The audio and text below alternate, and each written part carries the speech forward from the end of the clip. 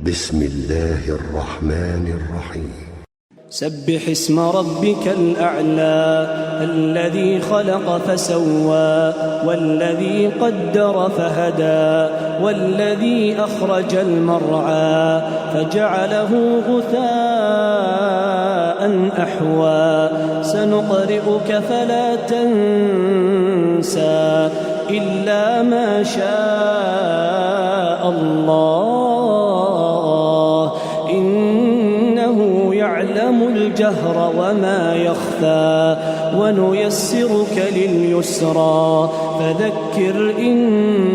نفعت الذكرى سيذكر من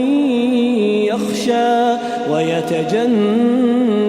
الأشقى الذي يصلى النار الكبرى ثم لا يموت فيها ولا يحيا قد أفلح من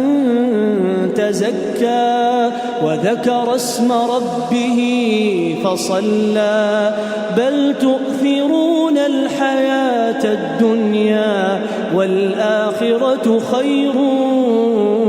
وأبقى إن هذا لفي الصحف الأولى صحف إبراهيم وموسى.